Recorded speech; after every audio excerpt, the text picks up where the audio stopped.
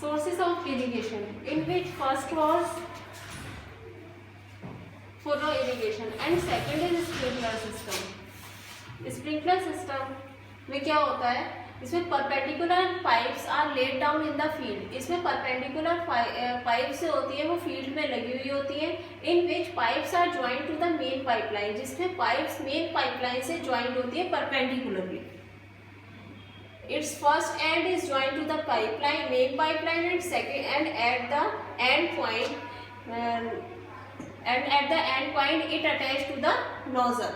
ये नोजल से अटैच होती है, विच इज रोटेटिंग नोजल. ये नोजल जो होता है वो रोटेटिंग नोजल होता है. अब इसमें किस तरह से फ्लो होता है वाटर का, जैसे मेन पाइपलाइन में जब वाटर का फ्लो होता है तो इसमें पूरा फिल हो जाती है पाइपलाइन. तो ड्यू टू प्रेशर के कारण ये फर्स्ट पाइप में आती है और उसके बाद में कहाँ पर जाती है, नोजल में. नोजल में क्या होते हैं, पोर्स होते हैं. तो फिर जब प्रेशर पड़ेगा तो कहाँ से, पोर्स के थ्रू वाटर बाहर निकलेगा स्प्रिंकलर्स की फॉर्म में, और ये क्या करती है, क्रॉप के ऊपर स्प्रे हो जाता है. इसलिए इसको स्प्रिंकलर सिस्टम कहते हैं. Third is drip system. Third drip system होती है, ये भी इसी टाइप से पाइप्स के थ्रू होता है, लेकिन डिफरेंस ये होता है कि ये डायरेक्टली क्रॉप्स के रूट पे वाटरिंग करता है. इसमें वेस्टेज ऑफ वाटर नहीं होता, जैसे कि इसमें स्प्रिंकलर सिस्टम में क्या होता है कि पूरे फील्ड में पानी जाता है, लेकिन इसमें डायरेक्टली क्रॉप्स के रूट्स में पानी जाता है. इसलिए हम ये भी कह सकते हैं कि जहाँ पर डेफिशिएंसी ऑफ वाटर होती है वहाँ ये बूंद की तरह वर्क करता है. And after that we will discuss about the water logging, कि वाटर लॉगिंग क्या होती है. जब फील्ड में ज़्यादा पानी भर जाता है तो उसे हम वाटर लॉगिंग कहते हैं. Easy? When too much water is given to the crop, it stands in the field and accumulate around the roots. जब बहुत ज़्यादा पानी फील्ड में भर जाता है तो क्या होता है, ये रूट्स के चारों ओर इकट्ठा हो जाता है. जब रूट्स के चारों ओर वाटर ज़्यादा अमाउंट में हो जाएगा तो क्या होगा, वहाँ ऑक्सीजन की सप्लाई रुक जाएगी. जब ऑक्सीजन की सप्लाई रुक जाएगी तो वो अनेबल टू ब्रीथ हो जाएंगे.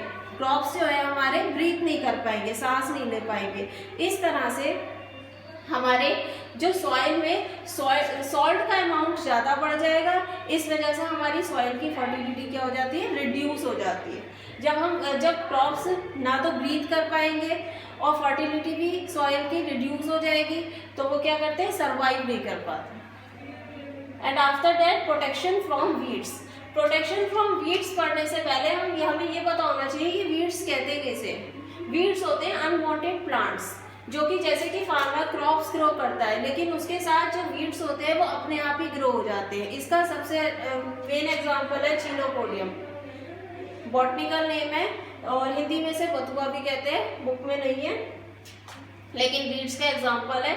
तो और वीडिंग किसे कहते हैं, जब ये वीड्स अनवांटेड क्रॉप्स होते हैं, अनवांटेड प्लांट्स होते हैं जो कि क्रॉप्स के साथ ग्रो हो जाते हैं. तो अगर ये क्रॉप्स के साथ ग्रो होते हैं तो फिर ये न्यूट्रिशन के लिए भी कम्पिटिट करते हैं.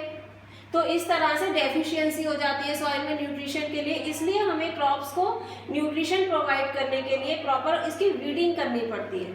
वीडिंग क्या कहते हैं, जब वीड्स को कट करते हैं तो इस प्रोसेस को हम वीडिंग कहते हैं. Removal of weeds from the field without harming the crop plant. इस तरह से वीडिंग करना, इस तरह से वीड्स को हटाना कि जिससे कि क्रॉप प्लांट को कोई हार्म ना हो, इसे हम वीडिंग कहेंगे. अब नेसेसिटी ऑफ वीडिंग. वीडिंग करने की ज़रूरत क्या है, जैसे कि हमने पहले ही बताया कि न्यूट्रिशन के लिए. अगर वीड्स होंगे तो कॉम्पिटिट करेंगे न्यूट्रिएंट के लिए. Weeds compete with the crop plant for nutrient, water, sunlight and space. हर चीज़ के लिए कम्पिटिट करने लगते हैं, इसलिए हमें इसे हटाने की ज़रूरत होती है. मे प्रोड्यूस टॉक्सिक सब्सटेंस भी रिलीज कर सकते हैं. वीड्स में भी poisonous to humans and domestic animals, क्योंकि ये तो अपने आप ग्रो करते हैं, कोई पर्पस नहीं होता इसे ग्रो करने का. तो ये किसी तरह से हार्मफुल भी हो सकते हैं प्लांट्स, एनिमल्स के लिए and human beings for both. और ये पेस्ट को भी अट्रैक्ट करते हैं, spread them through the crop plants. Paste को अट्रैक्ट करते हैं, पेस्ट इस पर आते हैं और फिर जब वो वीड्स के पास आएंगे तो क्रॉप प्लांट भी पास में ही है तो वो उसके ऊपर क्या हो जाएंगे, स्प्रेड हो जाएंगे.